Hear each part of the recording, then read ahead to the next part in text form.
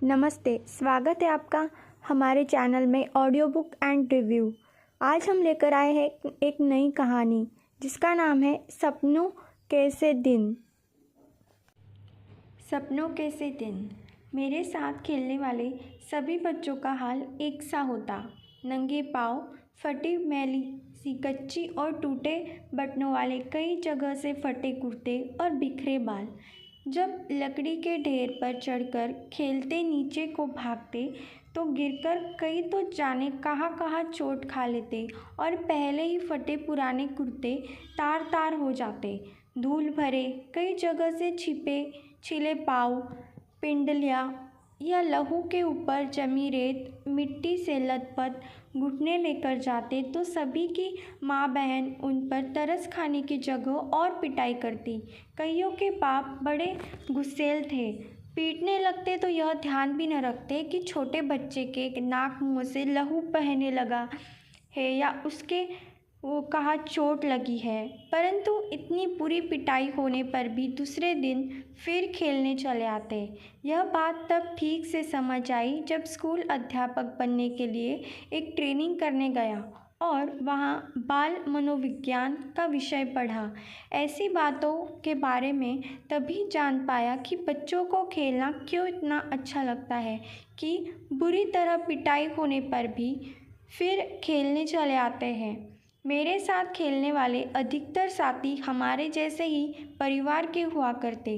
सारे मोहल्ले में बहुत परिवार तो हमारी तरह आसपास के गांवों से ही आकर बसे थे।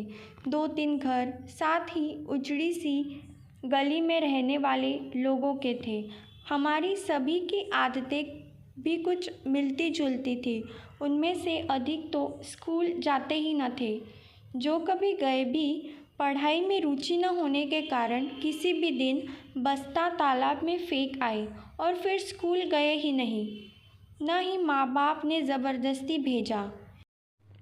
यहाँ तक कि परचूनिए आड़तिए भी अपने बच्चों को स्कूल भेजना ज़रूरी न समझते। कभी किसी स्कूल अध्यापक से बात होती तो कहते, मास्टर जी हमने इसे क्या तहसीलदार लगवाना है। थोड़ा बड़ा हो जाए तो पंडित घनश्याम दास से लंडे पढ़वाकर दुकान पर भैया लिखने लगा लेंगे। पंडित 6-8 महीने में लंडे और मुनीमी का सभी काम सिखा देगा। वहाँ तो अभी तक अलिफ बे जिम च भी सीख नहीं पाया। हमारे आधे से अधिक साथी राजस्थान या हरियाणा से आकर मंडी में व्यापार या दुकानदारी करने आए परिवारों में से थे। जब बहुत छोटे थे तो उनकी बोली कम समझ पाते। उनके कुछ शब्द सुनकर हमें हंसी आने लगती, परंतु खेलते तो सभी एक दूसरे की बात खूब अच्छी तरह समझ लेते। पता भी नहीं चलता कि लोकोक्ति अनुसार एक खेड़न दे दिन चार कैसे कब बीत गए। हम में से कोई भी ऐसा न था जो स्कूल के कमरे में बैठकर पढ़ने को कैद न समझता हो। कुछ अपने माँ बाप के साथ जैसा भी था काम कराने लगे। बचपन में घास अधिक हरी और फूलों की सुगंध अधिक मनमोहक लगती है। यह शब्द शायद आधी शती पहले किसी पुस्तक में पढ़े थे, परंतु आज तक याद है। याद रहने का कारण यही है कि यह वाक्य बचपन की भावनाओं, सोच समझ के अनुकूल होगा, परंतु स्कूल के अंदर जाने से रास्ते के दोनों ओर जो अलियार के बड़े ढंग से कटे झाड़े छोटे झाड़ उगे थे जिन्हें हम डंडिया कहा करते, उनके नीम के पत्तों जैसे पत्तों की महक आज तक भी आँख मूंद कर महसूस कर सकता हूँ। उस दिनों स्कूल की छोटी क्यारियों में फूल भी कई तरह से उगाए जाते थे, जिनमें गुलाब, गेंदा और मोतिया की दूध सी सफ़ेद कलियाँ भी हुआ करती। ये कलियाँ इतनी सुंदर और खुशबूदार होती थी कि हम चंदू चपड़ासी से आँख बचाकर कभी कभार 1-2 तोड़ लिया करते।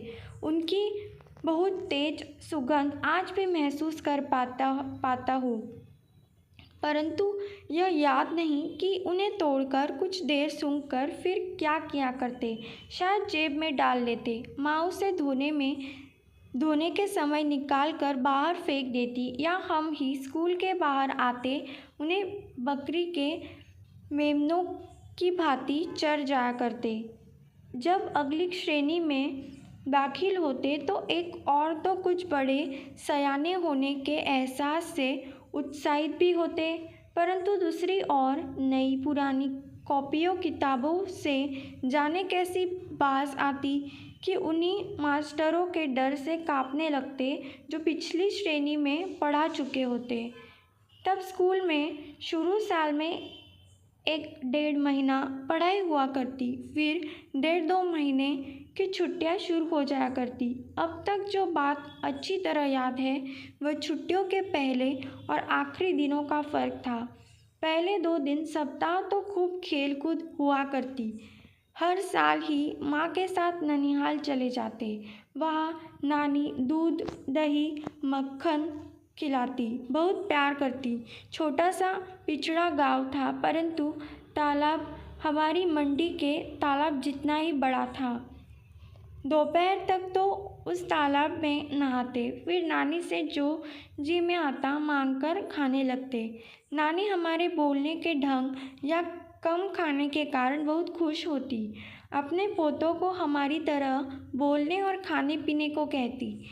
जिस साल ननिहाल न जा पाते उस साल भी अपने घर से थोड़ा बाहर तालाब पर चले जाते, कपड़े उतार पानी में कूद जाते और कुछ समय बाद भागते हुए एक रेतीले टीले पर जाकर रेत के ऊपर लेटने लगते।